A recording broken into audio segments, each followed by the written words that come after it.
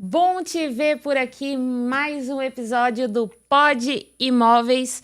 Sem tomar muito seu tempo, você já sabe, já acompanha a gente por aqui. Curte, comenta, compartilha, porque todo o conteúdo que é colocado aqui é um conteúdo enriquecedor para você, para sua vida, para o mercado imobiliário de Brusque e região. Para você que é investidor, quer saber mais sobre o mercado imobiliário, você encontra um conteúdo gratuito aqui no Pod Imóveis. E hoje, nesse episódio, é um episódio muito importante para você que pensa em investir não só no setor de construção, imóveis em construção, mas sempre teve aquela vontade de investir em outros tipos de investimento, muitas vezes cuidar da sua questão financeira, administrativa, finanças num total.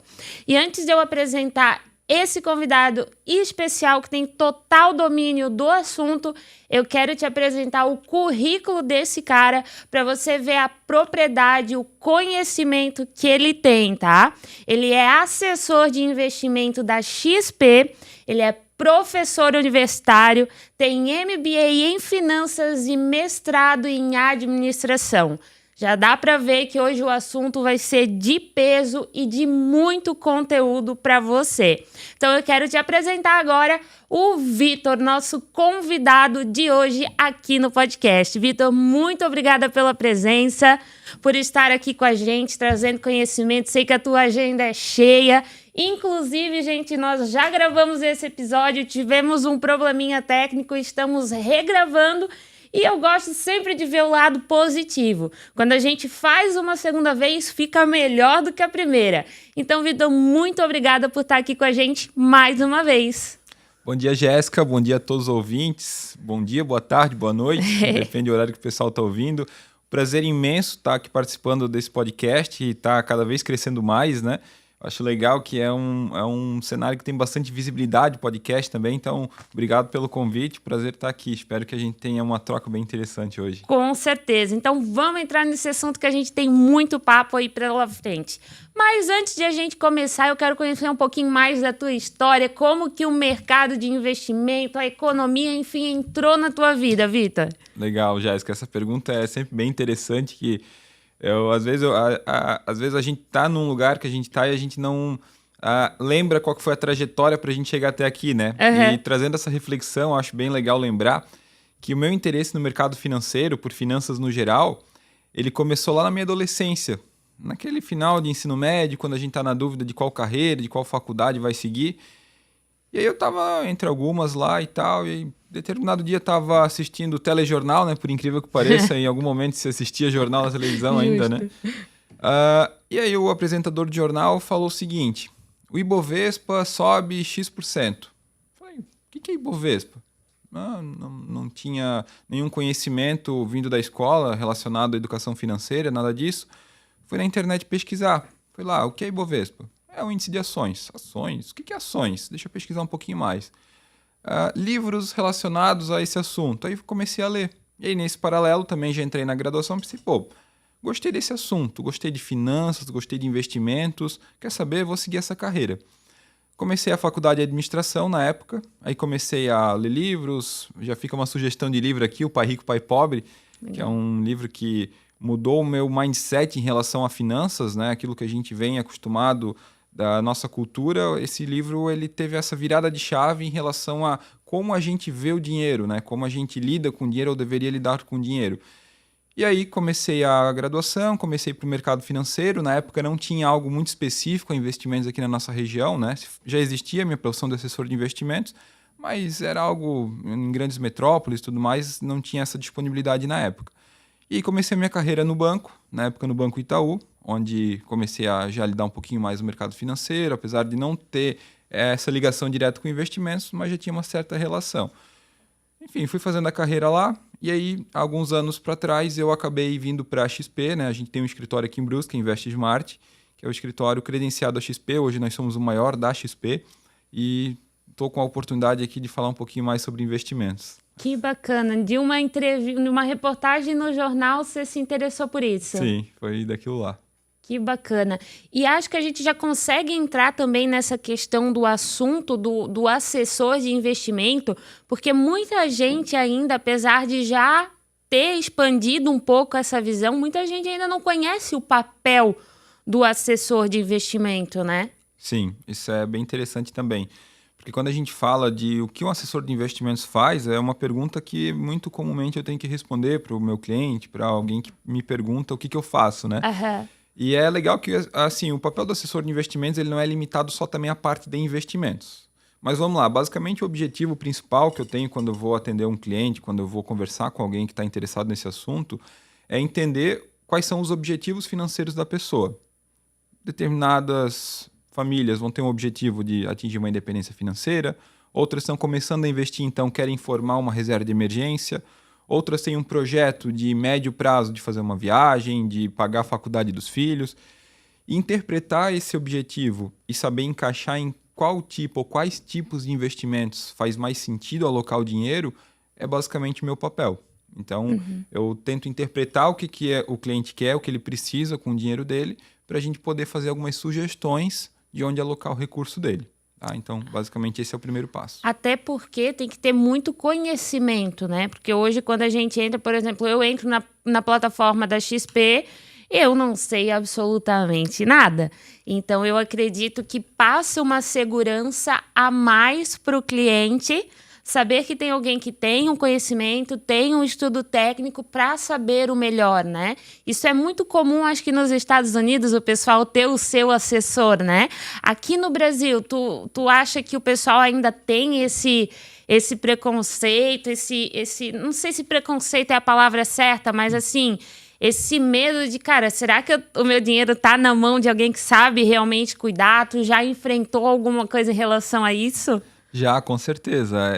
Essa analogia com como é o mercado lá fora, Estados Unidos, Europa, é bem interessante porque realmente é um aspecto muito cultural, como as pessoas lidam com o dinheiro, né? Então, por exemplo, assim, aqui no Brasil, por a gente ter tido por muito tempo uma taxa de juros bastante alta, não se tinha muita necessidade de sofisticar um pouquinho mais os investimentos. Por muito tempo, o investidor deixava o dinheiro dele no banco, vulgo poupança, né? E aí, quando sobrava um dinheiro no final do mês, quando vendia um imóvel, quando tinha alguma transação que entrava algum dinheiro, ia no gerente do banco. O gerente do banco lá, por estar representando a marca banco, obviamente, né? Ele era pago por aquilo, ele oferecia um produto que é relacionado ao banco. No caso, poupança e tudo mais.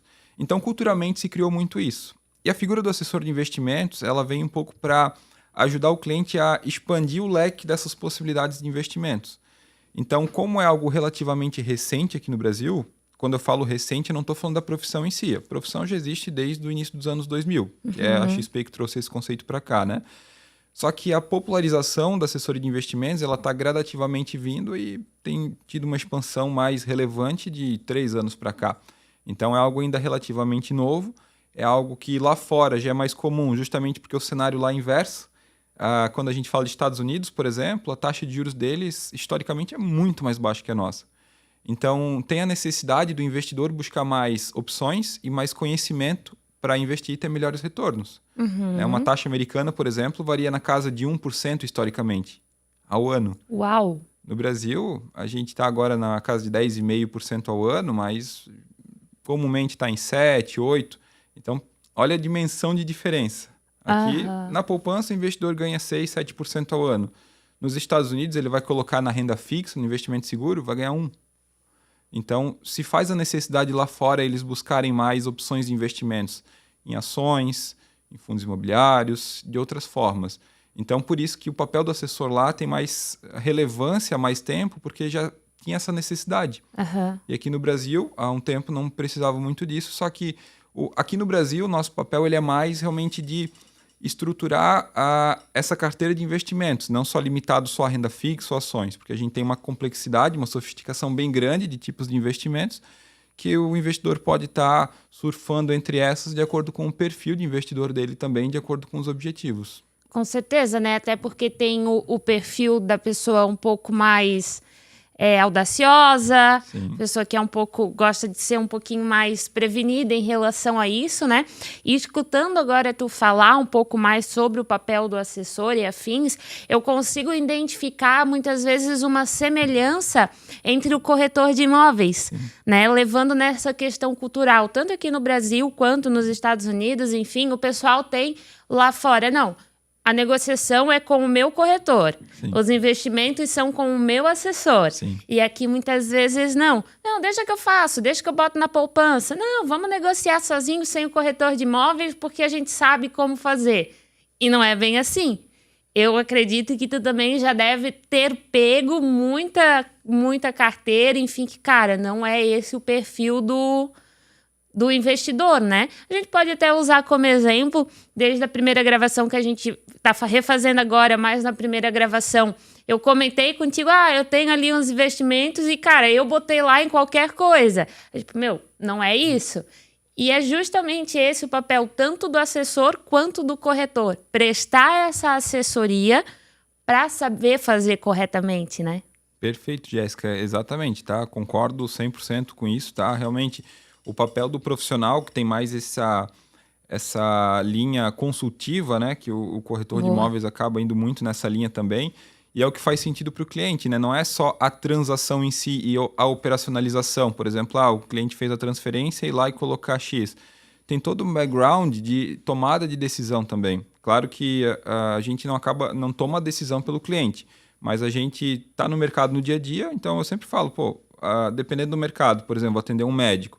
O médico está lá no dia a dia estudando medicina, estudando formas de atender melhor os pacientes dele. E ele realmente ganha mais dinheiro se ele se especializar mais na área dele. E o meu papel é estar aqui me especializando mais na área de investimentos para complementar isso. Então, uma analogia bem interessante também é, por exemplo, com um médico mesmo. Quando a gente está com algum probleminha de saúde, uma coisinha simples. Eu vou na farmácia, pego um remedinho lá e tal. Passou uma semana, o remedinho não funcionou. Já penso em ir no médico. Já vou no médico. Vou no especialista, de preferência no especialista, inclusive, né? Para encurtar o caminho para ir direto no que realmente precisa para tomar a decisão. E quando a gente fala de investimento, seja ele no mercado financeiro ou em imóveis, né? É importante também ter essa orientação do especialista. Afinal, ele está ali no dia a dia, ele está com os contatos, ele está numa roda de pessoas que está conversando sobre aquilo. Então, é importante ter essa opinião junto e entender como um papel consultivo mesmo, né? Como algo que agregue, não só como uma transação. Eu vou lá comprar imóvel, sei ir lá comprar matrícula e tudo mais, fazer as operações. Só que mais do que isso também é decidir como comprar, onde, qual tem mais potencial de valorização, qual tem menos, enfim. Isso é importante. Mas, infelizmente, muitas vezes a pessoa pega... Não que esteja errado, mas vai no YouTube ou vai em algum lugar, lê alguma coisa. Não, vou investir nisso aqui porque tá todo mundo falando no Instagram que é para investir nisso aqui. Deixa eu perguntar pro meu amigo o que ele acha. A mesma coisa na questão do imóvel, né? Deixa eu falar com o meu primo, deixa eu falar com não sei... E aí, realmente, o nosso papel, que é o profissional, é o especialista... não é dado tanta importância quanto o que o fulano e o ciclano disse, né? Mas, ainda bem que profissionais assim como você, assim como eu, que mostram o resultado e conseguem explanar e mostrar o nosso papel e o nosso diferencial, a gente consegue trazer bons clientes e mostrar a nossa prestação de serviço que é diferente, né? Sim. Até porque, né, Vitor... uma coisa que eu acho muito errado do mercado imobiliário e que eu bato muito na tecla, hoje é muito fácil uma pessoa tirar um Cresci, fazer um curso e receber a credencial. No caso de vocês já é diferente, até para conhecimento do pessoal que nos assiste, não é simplesmente uma pessoa que vai lá e manda um currículo e eu quero ser assessor de investimento. Não, tudo que a gente vem falando e demonstrando aqui nesse podcast... O pessoal passa por uma prova, um crivo muito forte, de muito conhecimento técnico, para receber essa credencial para poder investir, poder trabalhar com os seus investimentos, né? Essa prova ela é longa, leva um tempo. Como que é essa prova? Legal, isso é bem interessante também, até para, às vezes, quando a gente se apresenta como assessor de investimentos para alguém, às vezes a pessoa acaba... não entendendo realmente o que é necessário para ser um assessor de investimentos. E é perfeita essa comparação em relação a, por exemplo, alguns falsos gurus que tem pela internet. Nunca, obviamente, dá de generalizar, tem muita pessoa boa fazendo conteúdo legal que tem ajudado a amadurecer muito o mercado financeiro, eles têm boa participação nisso também, mas para poder realmente confiar em algum profissional, é legal entender qual que é o crivo que ele passou, né? E, por exemplo, para ser assessor de investimentos, a gente tem uma prova, essa prova se chama Ancor.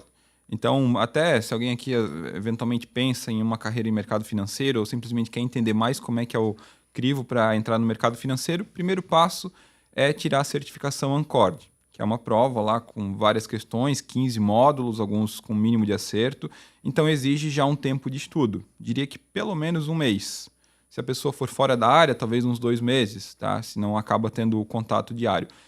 Passou na prova, a sequência é ir à CVM. A CVM é o órgão regulatório que tem no mercado financeiro, semelhante ao Banco Central nos bancos, tem a Comissão de Valores Imobiliários, CVM, que vai fazer uma análise, vai passar realmente a nossa ficha, ver se tem índole e tudo mais, para sim registrar esse assessor, esse profissional na CVM.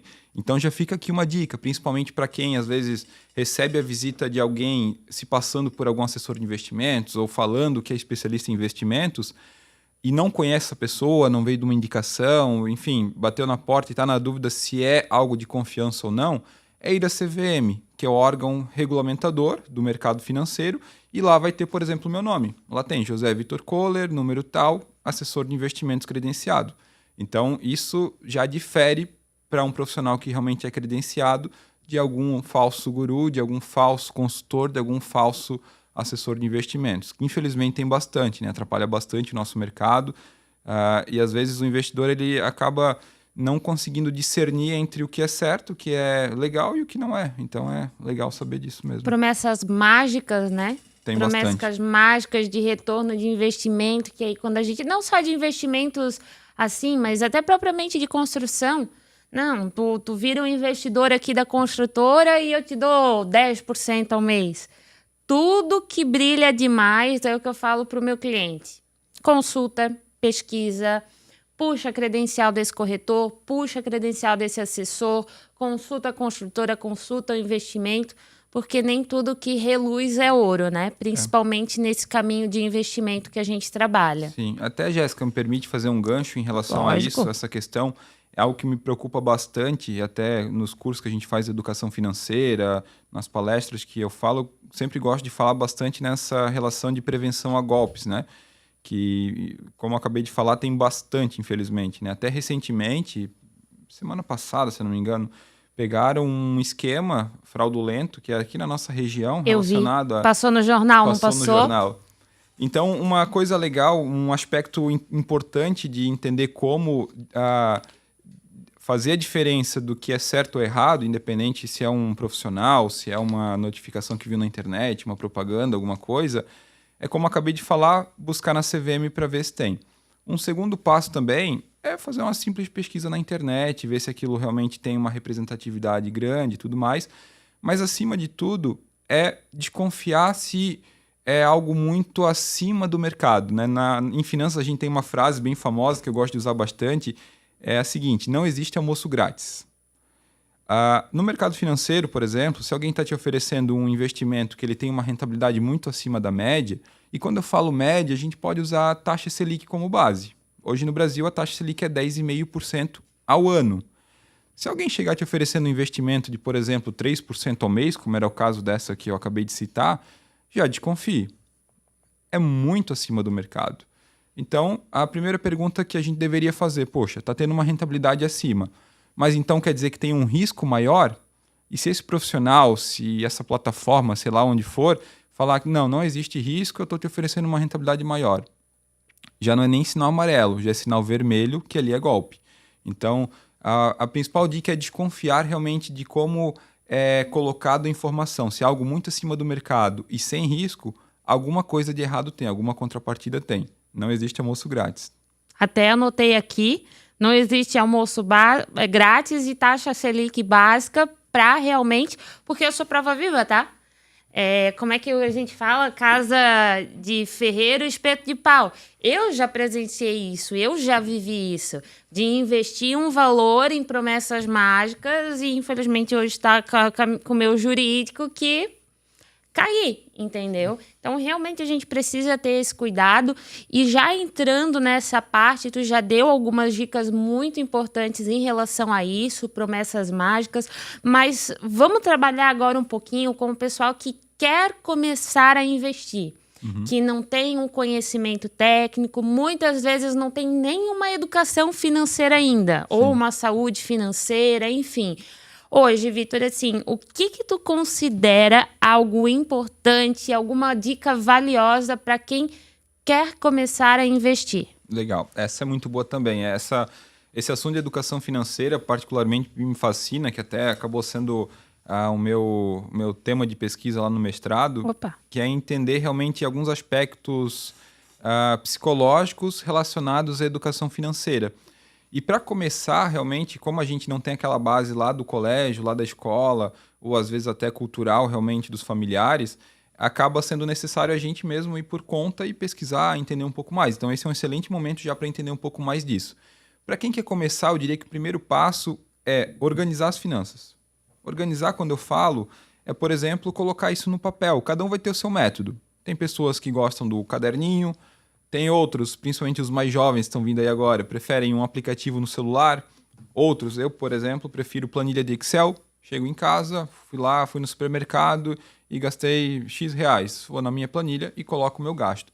Por que isso é importante? Porque isso vai trazer consciência para o gasto. Então, além do fato de eu controlar e no final do mês eu ver onde foi o meu dinheiro, mas isso vai trazer consciência.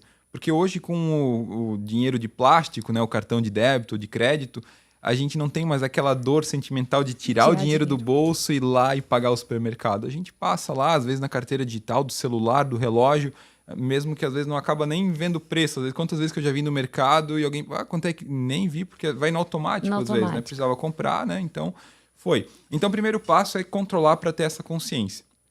O segundo passo, eu diria que, talvez até ainda mais importante... A partir do momento que você tomou consciência, entendeu já esse aspecto relacionado à organização financeira, é ir ali nesse método, seja no caderno, na planilha ou no aplicativo, identificar algum lugar que consiga transformar esse gasto em algum investimento, por exemplo. Poxa, eu tenho o hábito de pedir lanche todo dia. Será que não tem como 2 dias da semana eu passar a fazer em casa? Vai me gerar uma economia e essa economia eu posso começar a guardar. Então, esse seria um segundo momento, é começar a criar o hábito de guardar dinheiro. E esse hábito é importante a gente criar e não ser algo relacionado a sobrou dinheiro. Poxa, gastei tudo durante o mês, sobrou lá X reais, vou guardar esses X reais. Não, o ideal é definir, por isso a importância da organização antes, definir quanto que eu vou guardar. Poxa, eu vou destinar do meu orçamento 10% para mim guardar. Vai ser isso que eu vou destinar. E isso também tem que estar alinhado com os objetivos, que eu diria que daí é um terceiro e último ponto importante disso.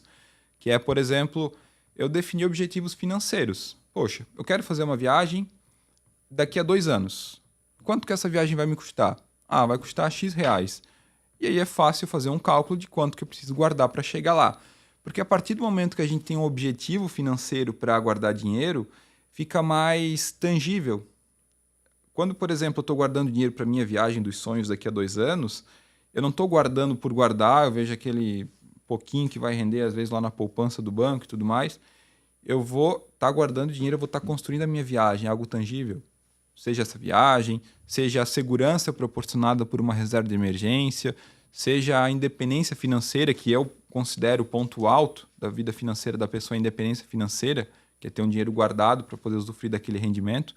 Então, a partir do momento que você tem objetivos, fica mais claro e mais concreto para guardar o dinheiro. Diria que são essas 3 dicas principais. Show de bola. Vocês acham que quem entrevista não aprende? Eu já estou aqui no meu tablet anotando tudo, porque realmente os conteúdos e as informações dos entrevistados que eu trago para cá, eu acabo aprendendo em todo podcast. E eu, como uma bela italiana... Sou mão de vaca, tá, gente? Então eu penso assim, cara, eu tô fazendo a minha reserva financeira com o Vitor, né? E aí já tem um troquinho lá guardado, eu penso assim, cara, mas ele falando aqui agora, vou guardar o objetivo para daqui a pouco fazer uma viagem. Eu não vou ter coragem de tirar, porque aí tu vê aquele montante, acho que até empolga a cada vez tu guardar mais, né? Sim, com certeza. A importância de você começar, mesmo que seja um pouquinho, e vai começando. Tu considera que, assim, tem algum percentual interessante? Pelo menos X%, que seria legal quando a gente fala de uma administração financeira do nosso dinheiro? Por exemplo, sei lá, a pessoa ganha um salário de R$6.000. Uhum. O que tu considera, assim, que é legal a gente passar para o pessoal? Por exemplo, é legal tu ter de custo fixo X%, guardar quantos por cento? Uhum. Essa pergunta é talvez uma das que eu mais recebo de quem está começando a investir realmente, porque ela faz sentido para começar a ter um norte para isso, né?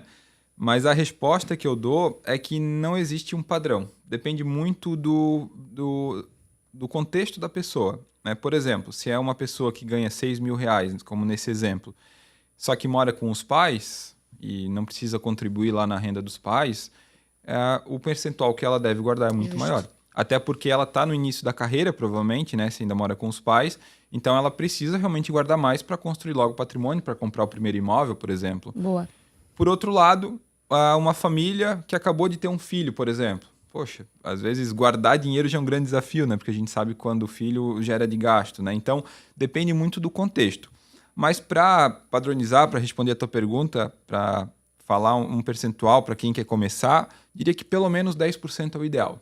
Então, nesse caso de R$6.000, pelo menos 600 é o ideal.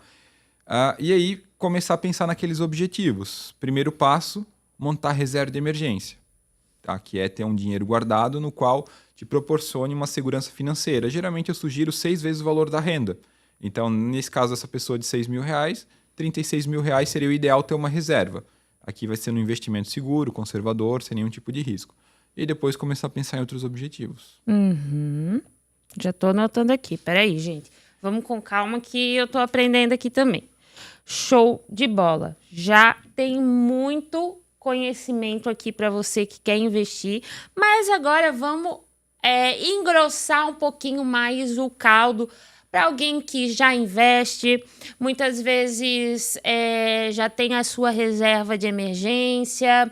Vamos falar de uma pessoa que muitas vezes ainda não está no momento de adquirir um imóvel, que não tem, por exemplo, um capital aí para uma entrada muito alta, sei lá, 60, 70 mil de uma entrada de um imóvel, não consegue bancar uma parcela, uns reforços, mas gostaria de entrar no mercado imobiliário, nos investimentos imobiliários. E a gente sabe que existem outras formas de investimento, não somente a compra de um imóvel em construção, um imóvel pronto de locação. Hoje, o que a gente teria para esse perfil de investidor dentro do mercado financeiro? Legal, isso é algo também que tem bastante relevância. Em relação eu imagino que deve estar querendo falar dos fundos imobiliários, né? Perfeito. Os fundos imobiliários, eles são uma alternativa de investimento em imóveis, como o próprio nome já diz, né? Imobiliário, só que no mercado financeiro, né? Então, ele tem algumas vantagens e algumas desvantagens e alguns alertas que eu até quero aproveitar para deixar aqui. Bora. Fundo imobiliário, basicamente, o que é? Ele é um fundo de investimento. Um fundo de investimento é quando vários investidores, com uma intenção de guardar dinheiro, se reúnem e acabam investindo naquele fundo de investimento. Então, de certa forma, quando alguém investe em algum fundo de investimento, está delegando a decisão de o que comprar ou vender daquele fundo a um gestor de fundo de investimento. Tá? Então, aqui eu até aproveito para deixar bem claro, o meu papel de assessor é orientar o investidor aonde alocar o dinheiro dele. O gestor de um fundo de investimento, ele sim vai tomar a decisão do que comprar e vender dentro daquele fundo. Então, se o teu dinheiro está no fundo de investimento, você está delegando a tarefa de comprar ou vender determinados ativos, determinados investimentos dentro daquele fundo, tá? E aí, o fundo imobiliário, ele vem para trazer esse contexto no mercado imobiliário. Só que é importante a gente ressaltar aqui que, a grosso modo falando, tem 2 tipos de fundos imobiliários. O primeiro deles são os fundos de tijolos, que daí sim são os mais tradicionais, né? Fundo de tijolo, por exemplo, um fundo de shopping center, um fundo de agências bancárias, lajes corporativas, enfim, tem vários tipos de fundos imobiliários. Então, a partir do momento que eu compro um fundo imobiliário de tijolo de shopping center, por exemplo, eu estou comprando uma fatiazinha, uma fatia daquele shopping lá E aí o meu lucro vai ser basicamente um percentual que eu vou receber das vendas daquele shopping, né? Porque a gente sabe que muitos shoppings recebem a receita através de aluguéis e de um percentual do que as lojas vendem, né? Então, seria, por exemplo, uma forma de investimento em imóveis, só que de fundo imobiliário. O interessante é que é acessível. Tem fundos imobiliários que tem uma cota que custa R$10. Né? Aqui na região, por exemplo, a gente tem um que é da Almeida Júnior, o Balneário Camboriú Shopping, eles têm um fundo imobiliário listado em bolsa. Quem quiser ir lá comprar uma cota de um fundo da Almeida Júnior pode pagar em torno de R$10. Tá? Não é uma recomendação de investimento, não estou fazendo, só estou usando como exemplo. Né? Por outro lado, a gente também tem os fundos de papel, que daí o que eles são? Fundo de papel, meu Deus do céu, está complicando isso tudo. Na verdade, os fundos imobiliários de papel, eles não são investimentos em imóveis propriamente ditos, não são imóveis físicos como os de tijolos. Eles são investimentos em títulos relacionados ao mercado imobiliário, títulos de dívida, que são os CRIs e as LCIs, por exemplo. Então, eventualmente, uma construtora, por exemplo, vou usar um exemplo de uma Embraer aqui perto de Balneário Camboriú, eles fazem de vez em quando emissões de CRIs, Certificado de Recebível Imobiliário. Então, basicamente, é um título de dívida relacionado a alguma obra, alguma construção. Isso empresas também fazem, empresas privadas, né? A JBS faz de vez em quando, enfim, várias empresas fazem. E um fundo de papel, ele reúne vários títulos desses, LCIs, CRIs, coloca no fundo imobiliário e eu vou receber uma parte desse rendimento. Então aqui a gente já percebe a diferença de risco de cada um. O fundo de tijolo, que eu citei primeiramente, eu tenho um risco de, por exemplo, aquele shopping ficar com algumas lojas ociosas, ou de alguma laje corporativa vir algo relacionado à pandemia, por exemplo, que as pessoas não vão mais trabalhar nos escritórios e aquele prédio fica ocioso, isso vai impactar lá na cota do meu fundo imobiliário, eu vou ter uma desvalorização de dinheiro, de fato, porque quando eu falo de fundo imobiliário, a gente já está falando de renda variável. Então, pode ser que o meu dinheiro investido vai para cima e vai para baixo. Inclusive, pode ter rendimento negativo se acontecer algo ruim. Já por outro lado, o fundo de papel, ele está mais relacionado com o risco daquele emissor me pagar, né? Então, acaba sendo riscos diferentes. Por que eu estou fazendo isso? Eu não quero deixar isso muito técnico, mas a ideia é explicar os diferentes tipos de fundos que tem no mercado para o investidor interessado em investir não ir às cegas e comprar qualquer fundo imobiliário que viu na internet. É realmente tomar consciência e entender o que é cada um. Poxa, eu quero investir em fundo imobiliário para investir em algo físico, algo real, eu vou para o fundo de tijolo. Não, eu quero ter rendimentos, eu quero arriscar um pouco mais, mas quero buscar rendimentos melhores. Vou para o fundo de papel. Então, isso também é importante sempre buscar um especialista, né, como um assessor de investimentos, para entender, discernir se faz sentido ou não também para esse objetivo. Por exemplo, como eu acabei de falar, é um tipo de investimento mais arriscado, porque tem oscilação de cota para cima e para baixo. Jamais sugeriria a um cliente meu colocar a reserva de emergência em um fundo imobiliário, por exemplo. Então, poxa, mas a minha ideia é usufruir de um dinheiro que eu já quero ter para longo prazo, quero começar a reinvestir esse valor. Poxa, daí talvez pode ser uma parte da carteira, não tudo também. Enfim, é importante entender esses riscos relacionados. Então, gente, já pega a folha de papel, já vou deixar até na descrição desse podcast, porque é muito conteúdo que a gente realmente não sabe e, mais uma vez, a gente destaca a importância do assessor do investimento. Sim. Porque imagina que uma pessoa leiga, um aventureiro, tá vendo aí os gurus do mercado financeiro, assim como também existem os gurus do mercado imobiliário, e, saiu do trabalho, juntou a sua rescisãozinha, vou botar tudo em fundo imobiliário, a sua reserva de emergência. Então, é um negócio sério. Mas, por outro lado, olha que bacana, gente. Quebra essa tua crença limitante que para você começar a investir em imóveis ou investir no mercado financeiro, que seja, você precisa ter muito dinheiro, você precisa ganhar muito bem para ter uma parcela alta mensal para pagar. Como o Vitor deu de exemplo, existem investimentos com R$10. E outro ponto importante que é assim como o mercado imobiliário, quando você compra um imóvel, quando você quer rentabilizar, construir um patrimônio e assim por diante, você não espera para comprar. Você investe no imóvel e aí você espera. Porque aí você vai ver a rentabilidade, você vai ver a valorização desse imóvel. Para e pensa comigo.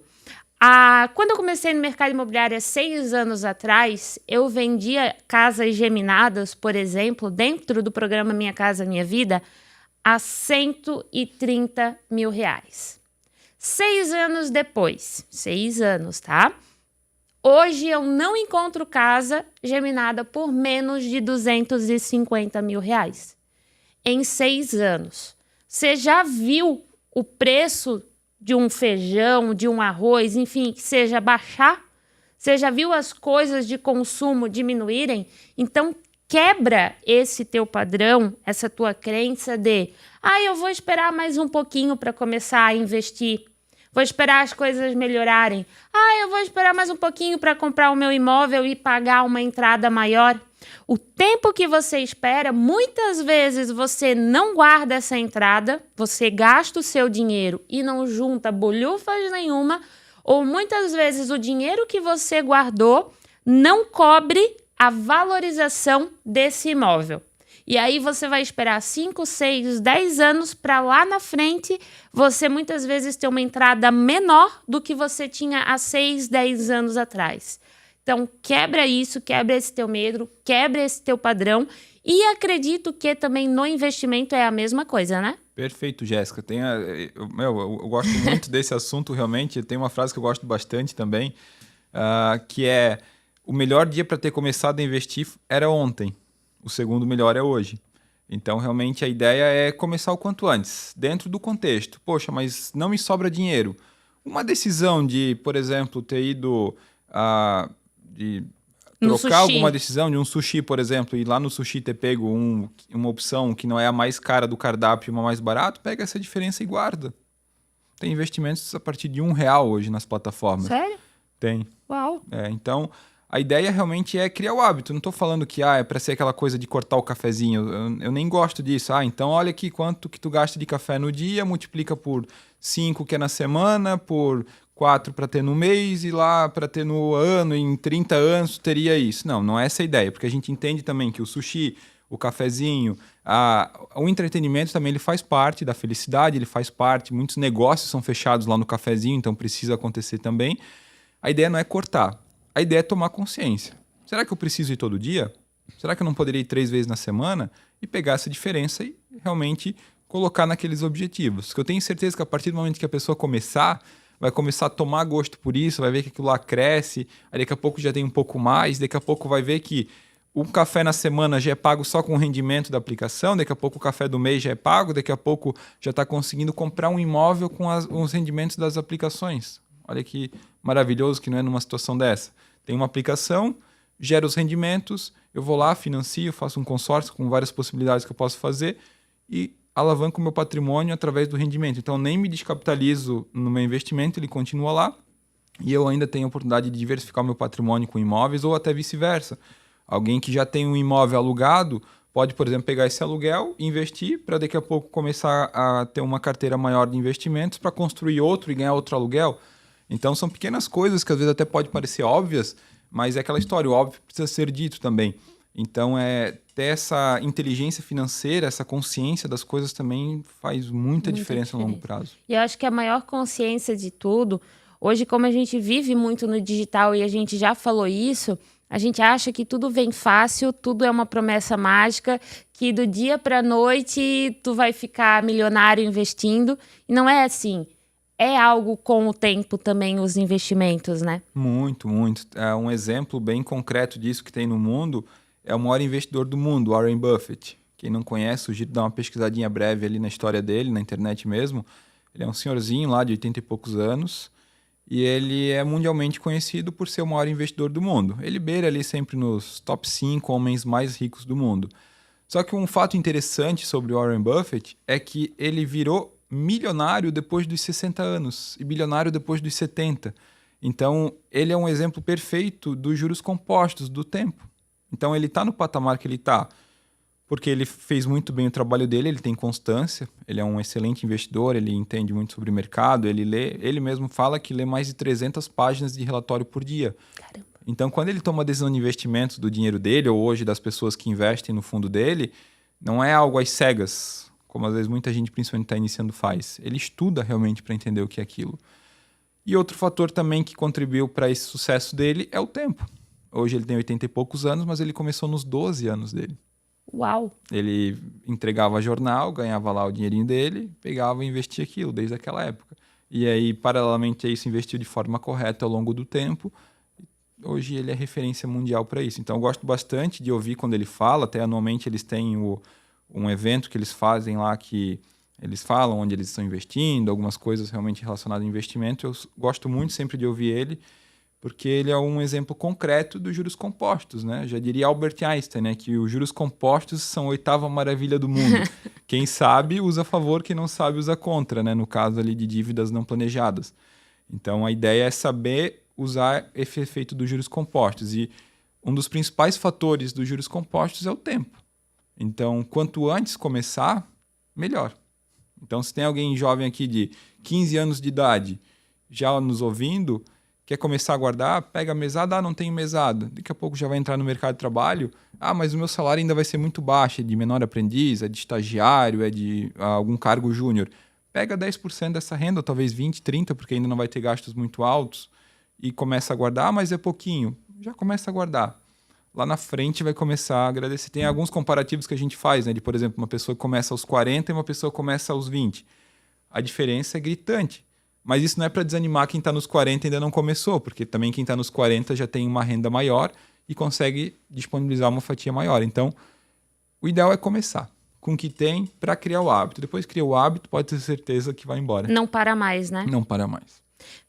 Convenhamos que se tem alguém de 15, 18 anos já assistindo nosso podcast, a pessoa já está na frente, com certeza, da maioria das pessoas, né? Porque já é uma pessoa que tem uma outra cabeça, tem uma outra percepção, né? E realmente tudo é tempo, gente. Além de tudo, valorizar, subir os preços e reajustar, para e pensa comigo.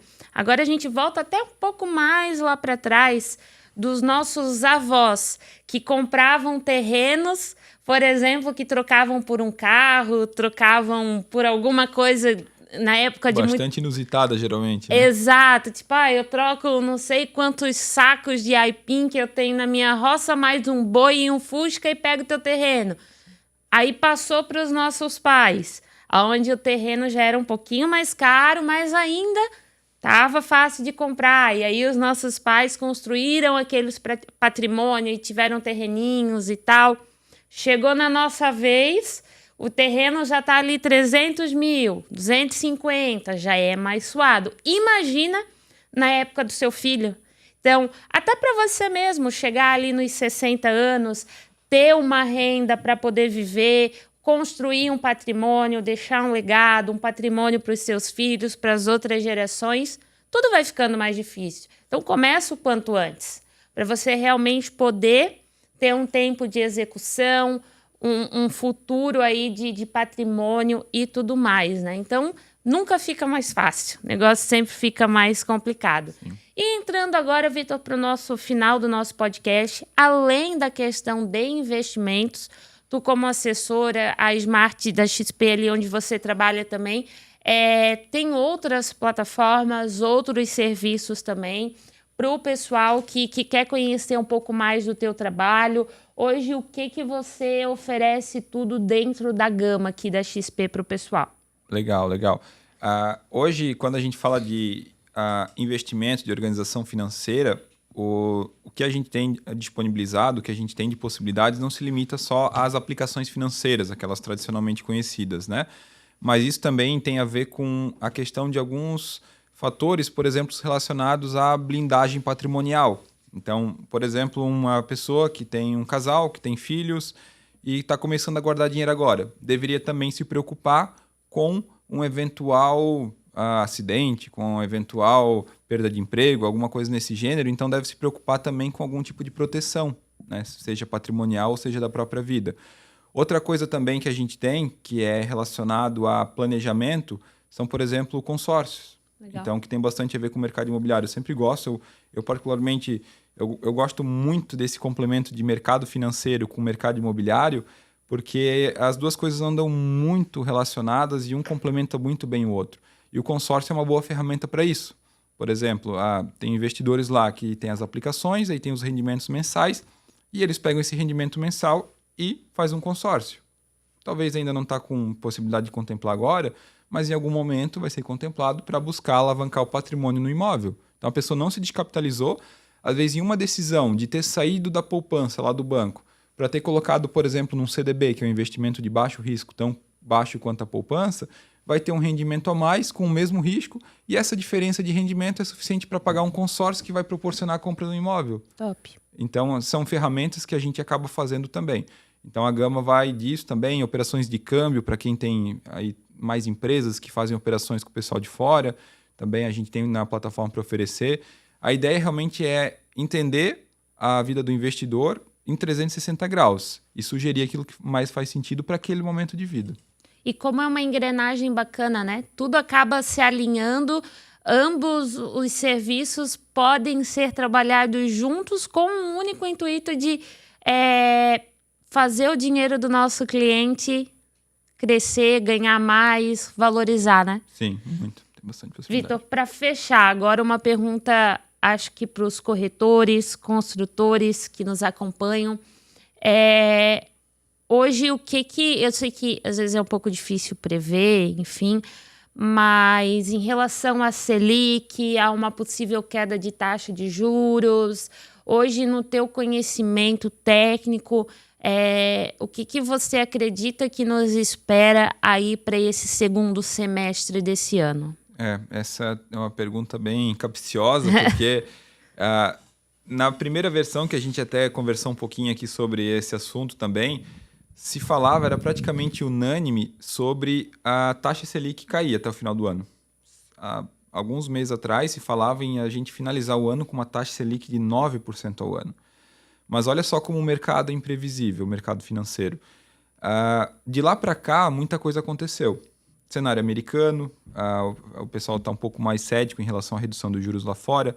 No Brasil, as preocupações relacionadas à inflação aumentaram, as preocupações relacionadas ao cenário fiscal também aumentaram um pouco. Então, essa projeção já mudou. Já não se fala mais em ter uma Selic a 9% ao ano no final desse ano. Agora se fala em ter uma Selic na casa de 10%, ou talvez manter. Hoje mesmo, por exemplo, a gente tem reunião do Copom, por coincidência, que é quando eles definem a taxa de juros ali para os próximos 45 dias. Então, existem algumas projeções dos economistas que sugerem até que a taxa Selic se mantenha em 10,5% ao ano, por exemplo. Então, claro que essa resposta a gente vai ter ali amanhã, mas a ideia é hoje a gente manter uma taxa Selic, se reduzir numa intensidade menor do que se esperava um tempo atrás. Tá? Então, isso é um sinal amarelo para a gente ficar realmente preocupado com inflação, esse tipo de coisa, só que um sinal verde também para a gente entender que a gente já está num cenário melhor do que a gente estava ali alguns anos atrás, que a gente estava com uma Selic, alguns meses atrás, que a gente estava com uma Selic a 13,75% ao ano. Então, por exemplo, para quem pensa em iniciar no mercado imobiliário, para quem pensa em financiar algum imóvel, essa sensação de ficar esperando o Selic reduzir, ela é um pouco complicado, porque não tem como a gente prever, eu não vou comprar um imóvel agora porque eu vou esperar a Selic reduzir no final do ano. A gente esperava isso no início do ano e não está acontecendo. Tá? Se acontecer, vai ser em passos mais curtos. Então, às vezes, a pessoa perde uma oportunidade de comprar um imóvel que era bom, mas só que esperava a Selic cair, e às vezes isso não se concretiza. Na economia, não existe uma tendência certa para qualquer momento. Sempre vai ter alguma coisa que vai acontecer no meio que pode mudar o curso da decisão. Então, por isso que eu reforço até aquela frase. O melhor dia para ter começado era ontem e o segundo melhor é hoje. Então, quem está pensando em fazer qualquer investimento, seja no mercado imobiliário ou fora, comece. Estou com o dinheiro já para fazer o financiamento. Vai agora, porque não tem como saber lá para frente. Se reduziu? Legal, tem ferramentas de fazer portabilidade, trocar a dívida por outra coisa, mas não tem como ficar esperando o cenário perfeito. Isso é difícil de prever. Até porque eu sempre falo para os clientes, né? Selic baixa, Selic alta, muitas vezes o poder de compra da pessoa diminui. Sim. Consequentemente, diminui o fluxo de venda, demora um pouquinho mais para o imóvel ser vendido e essas questões. Selic baixa, taxa de juros mais baixa, poder de compra das pessoas aumenta, o fluxo de venda é mais alto. Consequentemente, tá vendendo muito bem os imóveis, vou subir o preço do imóvel. E aí o cara perdeu essa oportunidade de comprar o imóvel, comprou mais caro por conta de uma taxa de juros mais baixa. E é exatamente o que tu disse. Compra, garante a oportunidade, faz uma portabilidade depois com a taxa de juros mais baixa, você vai ter garantido o teu imóvel, depois vai ter pego uma taxa de juros mais baixa, ou então a gente complementa com uma questão de um consórcio. Muitas vezes a pessoa tem a condição de arcar com uma parcela do financiamento mais do consórcio. Contemplou a carta, quita o consórcio, taxa de juros do consórcio baixíssima e tu não perdeu a oportunidade. Perfeito. É isso aí. Isso Né? é inteligência financeira. E como é que a pessoa sabe disso? Inteligência financeira, um assessor de investimento, um corretor imobiliário para te dar essas dicas, te ensinar o caminho. E é com isso que a gente fecha esse podcast, que foi uma aula. Comenta o que você achou. Se você tiver qualquer dúvida a respeito do mercado, quer começar a investir, o Instagram do Vitor apareceu aqui no comecinho do nosso podcast, mas vai ter aqui na descrição desse vídeo também. Marca um café com ele, começa a investir.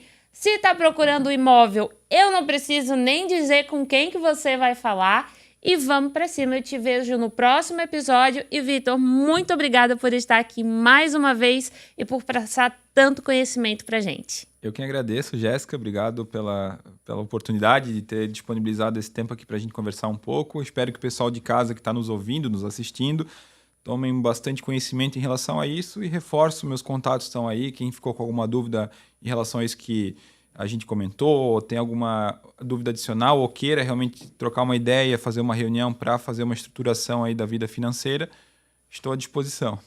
E é isso aí, gente. Te vejo no próximo episódio.